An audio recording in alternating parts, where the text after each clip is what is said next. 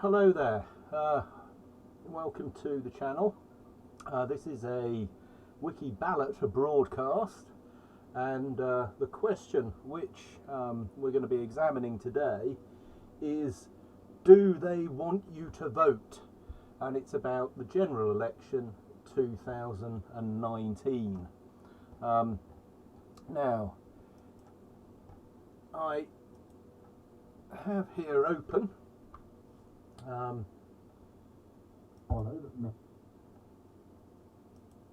here the front page of the BBC's website. Now, there are various media, as everybody knows. There's satellite TV, so newspapers, so you know, if you're a newsstand or commuting to work and going past various adverts and things like that, you'll see stuff, perhaps not, to do with the election. And most people, I think, come into contact with the BBC at some point or other during their day, whether it's radio, whether it's television or whatever. Now, online, the BBC website is one of the top 100 websites in the world, and it has a very big reach. And if you look at articles where comment is allowed on the BBC, regularly there are hundreds, even thousands of comments on them. So the BBC, which is a public service broadcaster, has a very large reach, and one would expect it to be interested, charged as it is with the cultural and news diet, if you like, of the nation. I mean, it's a public service broadcaster. That's part of its remit, part of its charter. So this is the BBC News homepage, and the lead story is the Ukraine impeachment stuff with Trump. Now, there's a very similar looking set here, but that's nothing to do with the debate between Jeremy Corbyn and Boris Johnson that took place the other evening on ITV. That's actually in the US. And there's the Prince Andrew interview story, again related to the US. And if we scroll down the page, what else have we got? No election stuff there that I can see. And then in the most read pages, Ryanair, Coldplay, Deadly Attacks by Brown Bear. Again, Prince Andrew makes it in at number 4, but nothing in the top 10 to do with the election in terms of what's most read. So that's that page. The next page I've got open here is election 2019, and this article here by Daniel Wainwright, General Election 2019, the untapped influence of the non-voter. Now, where I spotted this was in the live news feed for election 2019. And should we click here and get that up? On this page here, this is the live feed through the day, which the sort of internet journos of the BBC do stuff. Labour are launching their manifesto today, so there's going to be a lot of stuff there. But if we scroll down through, if it's still on here, I took a screenshot anyway. What prompted me to make this live broadcast was, it's on page 2 now,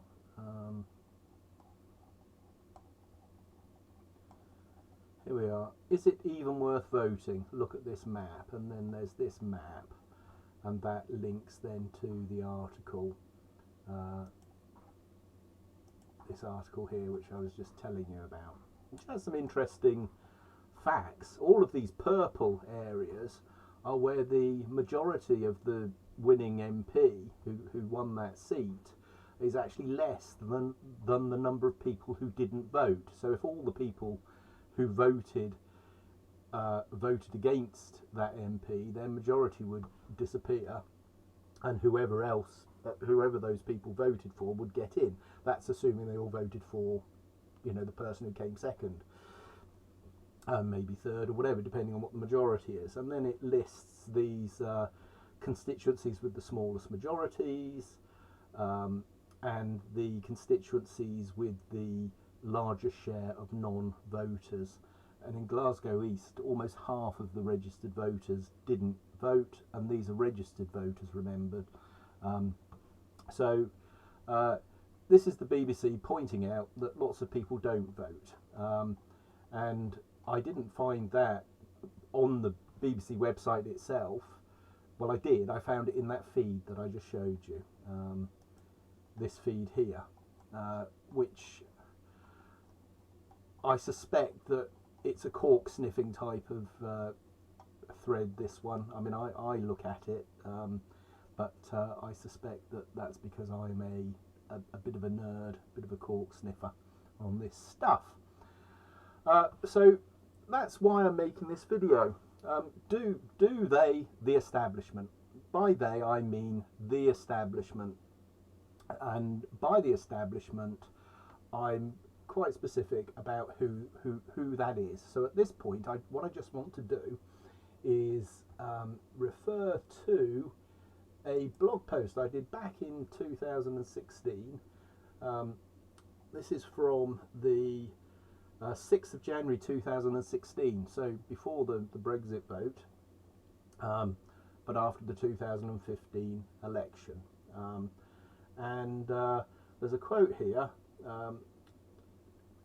First of all, C. Wright Mills, a famous sociologist, who came up with the idea of a power elite, and the elites that he talked about are these groupings. Now, this is in America, but it's similar in the UK and in Europe. The Metropolitan 400, members of historically notable local families in the principal American cities. Celebrities, prominent entertainers and media personalities. The chief executives, presidents, CEOs of the most important companies. The corporate rich, major landowners and corporate shareholders. The warlords, senior military officers, most importantly joint chiefs of staff.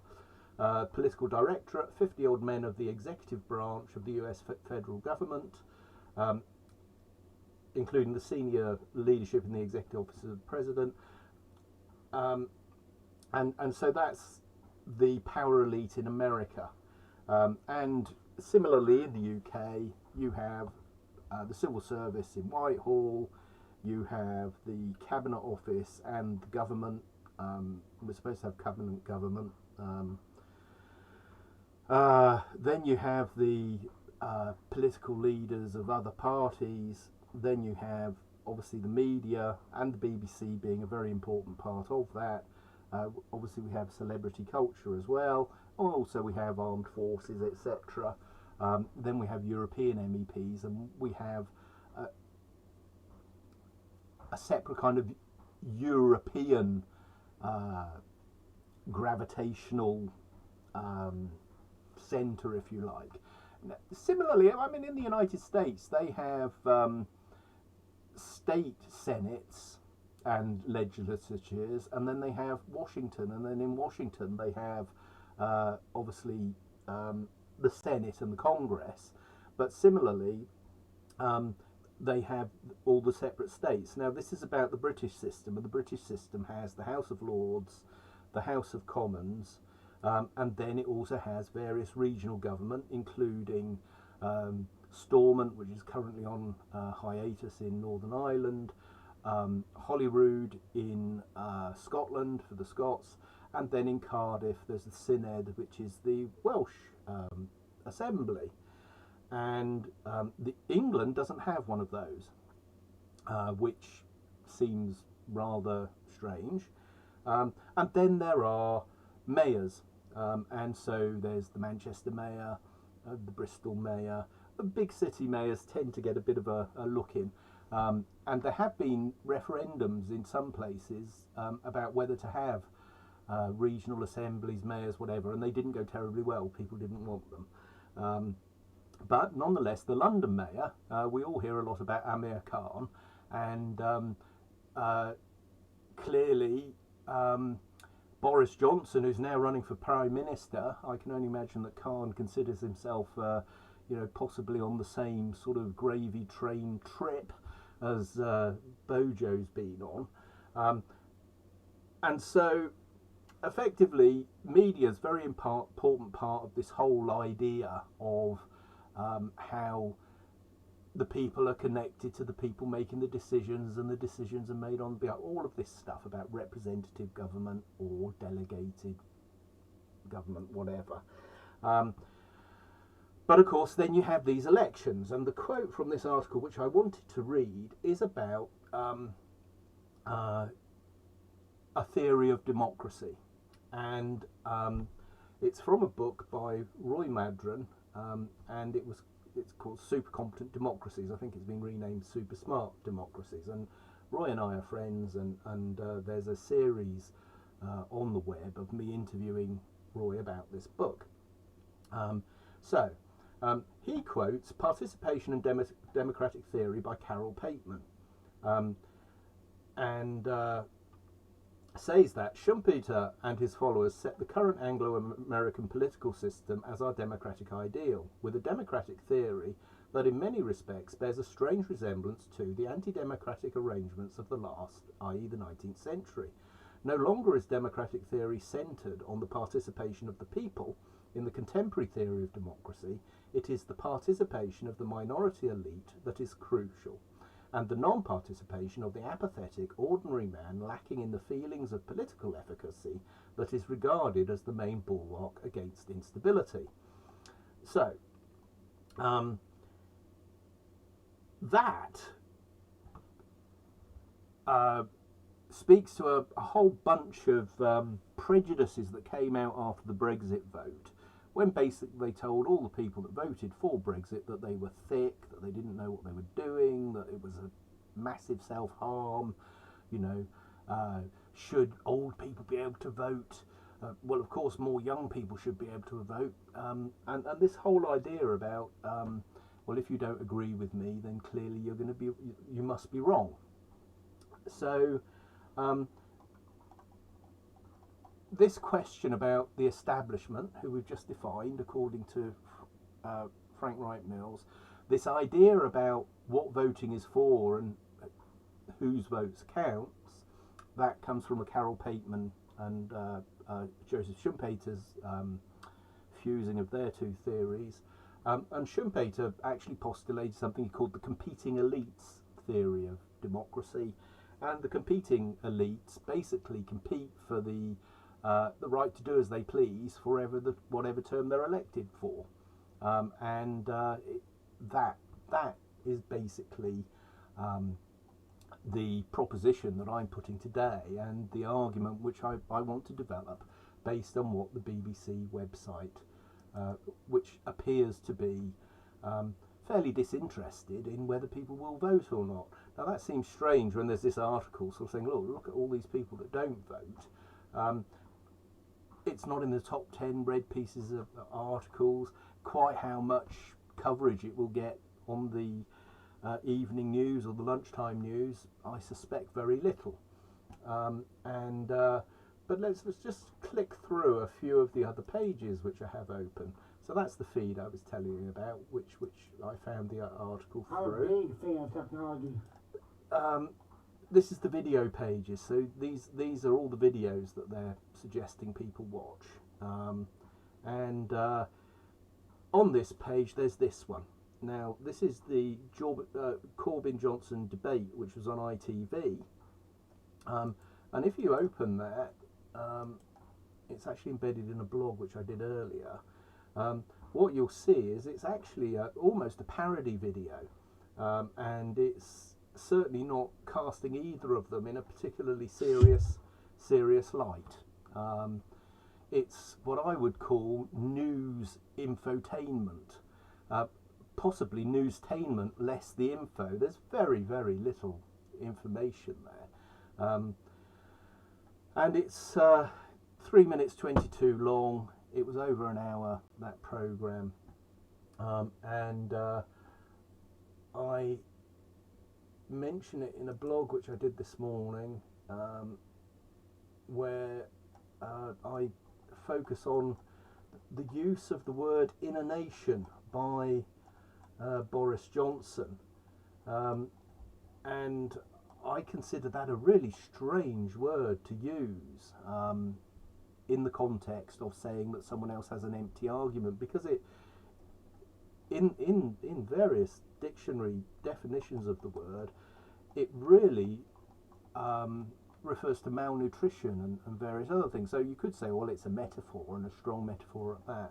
But I think it runs deeper than that, and that's the point that I made in this blog. So you have a read of that and see what you think.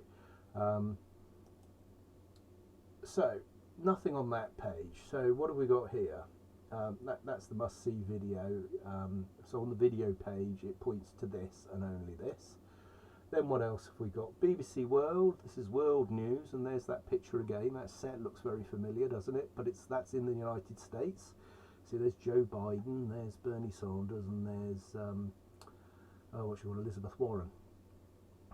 But nothing else doing there. What have we got on this page? So here we go. UK news. Right. Alex Salmond accused of sexual assaults on 10 women. Prince Andrew again. Labour to pledge windfall tax on oil companies. So that's news from the launch of the manifesto of the Labour Party today. Harry Dunn's family livid over rab over costs. Labour and Tories push rival housing policies. So there's a bit of the election coming in now, and then there's a feed here for election 2019. So there's a bit more here on the UK news page. If all the non-voters actually voted, what could happen? Open link. Election poll tracker. How do the parties compare? Has Johnson got his national insurance numbers confused? Probably. The hurdles and options for disabled voters. I hope a youthquake happens at this election.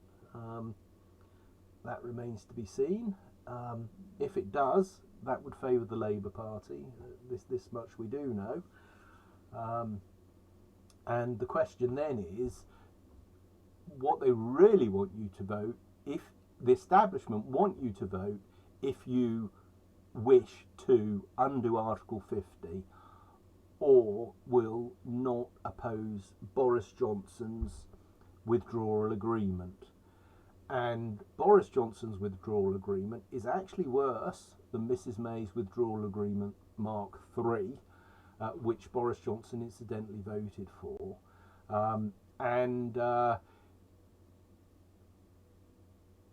The game which the establishment is playing is to give the appearance of democracy, to have a lowish turnout but not too low, and get the people who ordinarily would vote in a usual run-of-the-mill election, and get back to the old comfort of the two-party system, which is basically just the red team and the blue team, when really they're selected from the same squad, as it were, which is Squad New World Order, or Squad One World Government, or Squad Neoliberal, no imagination, Squad Elite, if you like. They consider themselves to be the Premier League of humanity, if you like. I've written in the past about how I felt that the Premier League affected grassroots football in the United Kingdom, and also has made the national teams weaker. Clearly, because if at the highest level of your football you've got a lot of other players coming in who then go away and play for other nations, you're not actually having your pool of talent playing at the highest level more regularly to to become better. I mean, they are all arguable points about football, and obviously they're all arguable points about politics. But the point being, though, that the establishment, as the quote from Carol Pateman said, the idea of the great unwashed having any input into these important decisions is something which the establishment, so-called elites, find rather inconvenient. At this point, people usually quote the sort of Churchill thing about, it's the best system we've got, although it's crap. That's the establishment view. So just for the sake of disclosure, I'm a philosophical anarchist and believe in direct democracy. And direct democracy is something which Nigel Farage talks about. He talks a good match. But if you watched the UK column yesterday, they very much suspect Nigel Farage of having a different object in mind with respect to how things should work. I don't know. I don't know Nigel Farage. I've never met him. I've never met Richard Tice or Aaron Banks. I watched an Aaron Banks interview the other day with George Galloway. It was very good, and I really warmed to Aaron Banks. And I've always, he strikes me as being a perfectly personable person, as does Nigel Farage, and as does Richard Tice. In terms of the politicians, if you like, I mean, would it be fun for a night out with Boris Johnson? I'm not sure. I don't know. Zach Goldsmith, I like Zach Goldsmith. I think he'd be good fun to have dinner with. Be an interesting company.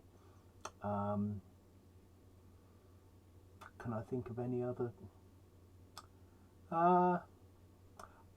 Do you know, I think actually, let's think. The Chancellor, the new Chancellor, he would be an interesting company, I think. He'd be an interesting person to talk to if he would actually be honest about his trading record at Deutsche Bank and what he exactly did for them.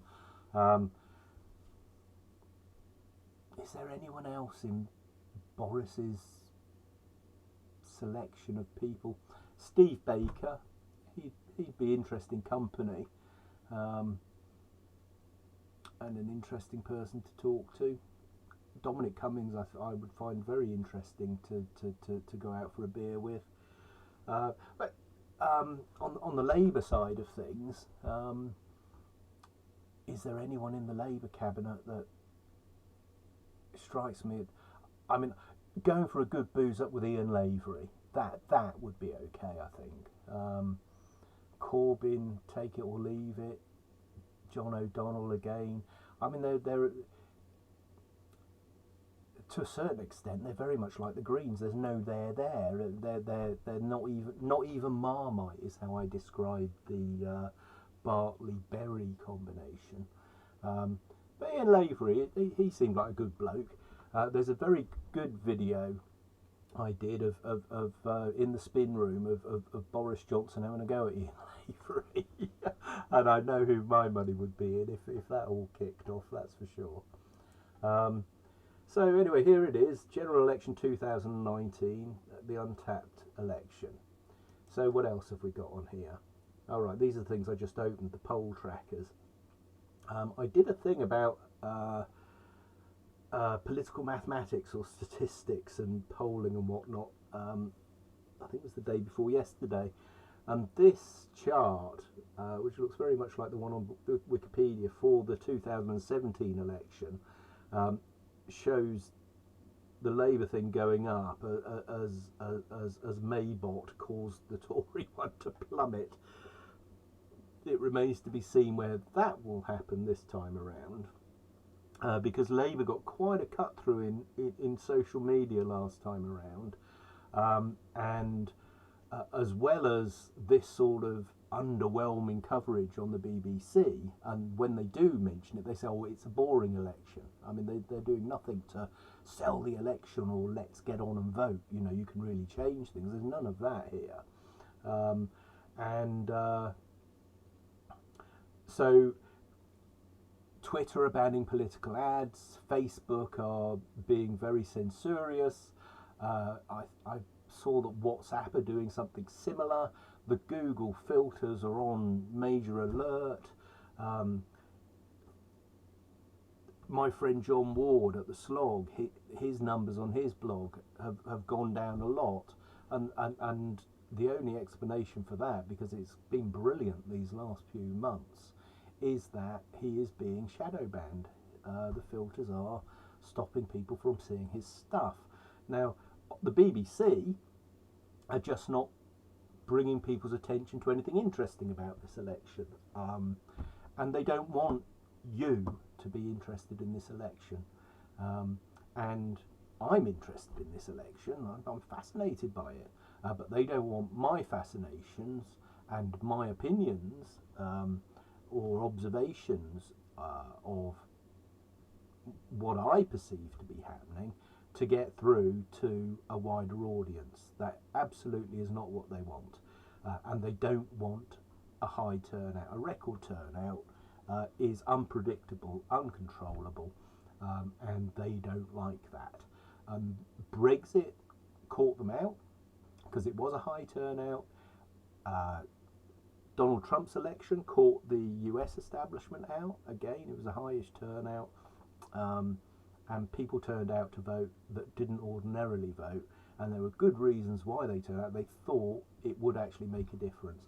And most people who say they don't vote say, well, it doesn't make any difference. As George Carlin said, if voting made any difference, they wouldn't let you do it. They would make it illegal. What else have we got on here? Stories that shape us. Clearly, elections don't count on that score at the BBC. What else have we got? Okay, this is news in pictures. Again, we've got nothing in news in pictures. If we keep scrolling down, it's my old friends at Galliard Homes ripping down, or trying to be stopped from ripping down something. Right, where are we? Reality check. So on the reality check, okay, why do we have political parties? You may well ask. Right, how does voting in a general election really work? That would be interesting. But again, that's down the page. Has Johnson got his national insurance numbers confused? Is the UK the highest spender on foreign aid? That's an interesting question. Here we are. So they do tend to fact check on the election a fair bit. But I think it's mainly for the cork sniffers. So here we go. What else have we got here? Newsbeat. So this is the news for the younger generation. And again, what have we got? Have we got anything on the election? No. Oh, here we are. Is Grimes still for Corbyn? Well, you may ask. What was he called? Stormzy at Glastonbury, wasn't it? It caused a bit of a fuss. So, explainers. Who hasn't yet registered to vote in the elections? That's relevant to what we're talking about. So let's have a look. Could my student debt be written off? It should never have been ramped up in the first place, and the people responsible for that are the Lib Dems and the Conservative Party. They're the ones that brought in tuition fees. But also along all of those lines, there are the neoliberal policies which so-called New Labour under Tony Blair also brought in. So it's a pretense two-party state that we live under. It's really a one-party state, and they're all culpable to different degrees. So John Curtice, now he's the statistician. He's a professor of political science. I think he's at Strathclyde, I'm not quite sure. This is interesting. Who is taking part in the general election TV debates? Now, this picture here is from 2015. There's Ed Miliband there, and these guys had a group hug. This is the ex-leader of Plaid Cymru, that's Nicola Sturgeon, and that's Caroline Lucas, I think, there. What else have we got? So, I mean, you can go through there, and there is more stuff on the explainers. So if people do search it out, although it's not signposted, you can find good information on the BBC. And this then comes to the question of election purdah, because one of the explanations for why there was the surge in the Labour vote last time was that after elections are called, there are balanced reporting restrictions that come in, and so absolute blatant bias isn't allowed. Well, in the absence of absolute blatant bias, what's the best thing to do? Well, it's to bury the bad news, which may be positive things about people you don't want to get in. Now, in this election, that's the Brexit Party. Okay, to a certain extent, it is the Labour Party, but on a low turnout, they're fairly confident that with the way that the system has been gamed over the years with the boundary commissions, etc., that a safe brino in the hands of the onanistic Bojo, who'll basically take a break from his own sort of skin flute, and he's busy pulling the elections plonker, as it were, for the time being. But the point is that at a higher turnout, and people who ordinarily wouldn't vote may well be tempted to vote for the Brexit Party, or for independent MPs, or for people who would actually carry through with Brexit, and a proper Brexit, not a Brexit in name only, which is what Brino stands for. So anyway, we'll see. But here we are. Let's just go a bit further. So, how to register. So it tells you how to register. This is from 20th of November. It's very easy. You do it online at the .gov address, etc. And so you can find your constituency, and off you go. And where are election to? They send us your questions. So they've got people asking questions, and of course they do Newsnight and all the rest of it. Now, so my estimation of that, your view may differ. You might think, well, that's tons of stuff. Well, you're talking a load of old rubbish there, Rog. Well, I don't think that's a lot. I remember past elections where there was far more, far further up the shelf, if you like, much more in the shop window, as it were. And the shop window here is not trying to sell the election or people trying to vote. That's my view. Now, on that point, there are a couple of videos I made in 2017. Election putting off the voters, thoughts on the present discontents. I've got these open here. So this little piggy went to market. This little piggy rule of. So this was the multivariate debate, which Theresa May didn't turn up for. Amber Rudd went instead of her, and it's also got the Can't Be Asked Party political party spoof. So you might want to watch that. It's not had many views on here. It's had more views. I think it's on BitChute. I'm not quite sure. It's an interesting video, but very interesting. In 2017 was this lady, Brenda from Bristol, and Brenda famously said, "Oh, not another one."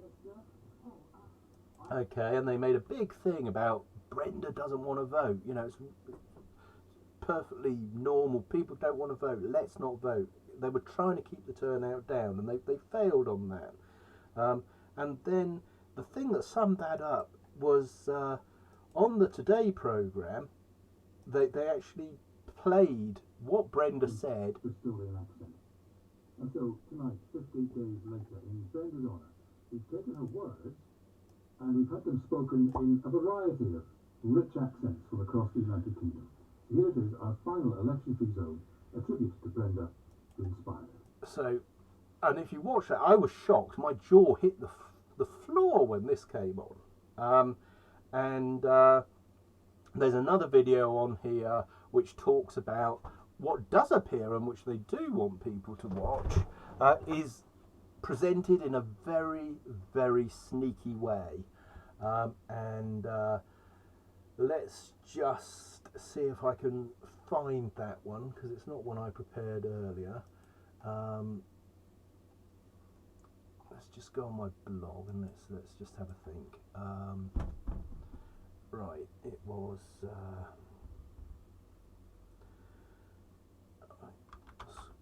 Scottish referendum. It was on the Scottish referendum. Let's see. Right, the bigger lie. This is it. So let's just open this one. This is not scripted. I had an idea and kind of planned out what I wanted to say. And it is also live, so I hope the stream is working. And here we go. The bigger lie, media bias in the Scottish independence referendum. And it was this video by this guy here, which the whole thing is really worth watching. And I've also been on the Crosby show, so let's just right. It's Professor John Robertson, that's this guy here, and he analysed BBC coverage, press coverage in the Scottish referendum, and a bias against Scottish independence. Now there's a huge irony here with the Brexit referendum and the SNP's visceral hatred of the fact that the whole of the British Isles wanted to leave the EU, when they said, well, we don't want to, therefore we should now be independent, even though they voted against that. Now, you can pick the bones out of that. I wrote a poem called The Emergent Reality of Brexit, which deals with all the numbers related to different referenda, different elections, going into the EU, coming out of the EU, all of that stuff. It really is lies, damned lies and statistics. So anyway, John Robertson, Professor John Robertson, and then just to sign off, what we're going to do is, let me just go on my channel here, and I just want to point you at another video I made, which is called The Crosby Show, which quotes extensively from that longer video. Now, Lytton Crosby is a spin doctor, famous in Australia, and here we go. This is the weak and wobbly cunning plan of Crosby, and Crosby was responsible for Boris Johnson's election campaign to become London Mayor. Now, this is the famous "you can't fatten a pig on market day." So there's John Robertson. I mean, it's only 18 minutes long. I think it's worth watching the whole thing. That's Lytton Crosby talking about focus groups and all the stuff to do to spin an election.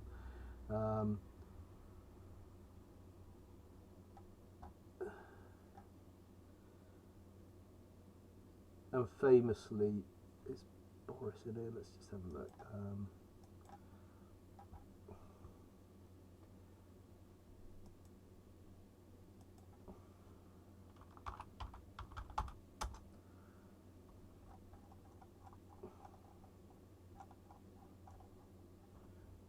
See if we can just skim it through.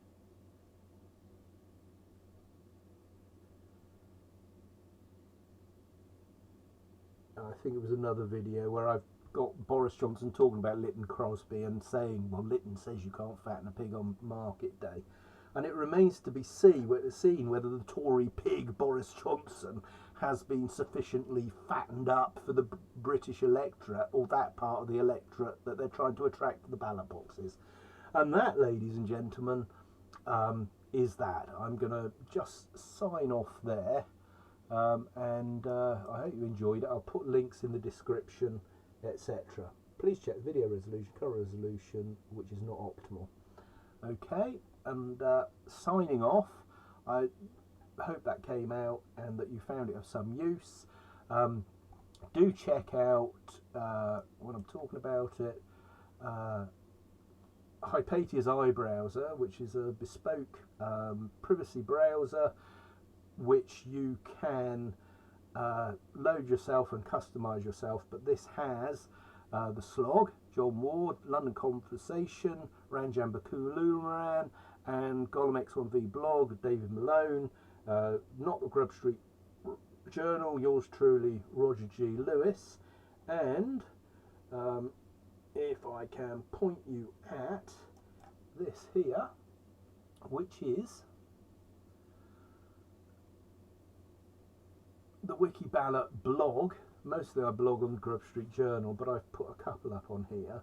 But the 4 pamphleteers who I've just mentioned in Hypatia's iBrowser are David Malone is D'Artagnan, John Ward is Athos, Ranjan Balakumaran is Aramis, and myself, Roger Lewis, I am Porthos, and we are the 4 pamphleteers. So have a click about. Do check out Wiki Tactical Voting, which is the Wiki Ballot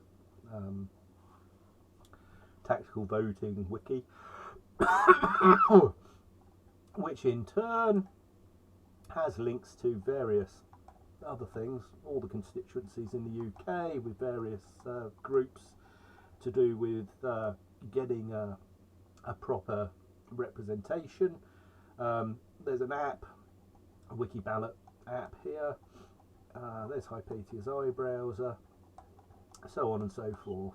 The blog, and then there's also a t-shirt store, or a page on My Felicity's t-shirt store, which has some amusing slogans, I think, but I would say that, wouldn't I, because I designed them. So, ladies and gentlemen, thanks for watching, and I'm going to do what I just promised to do, which is shut the fuck up. Good day.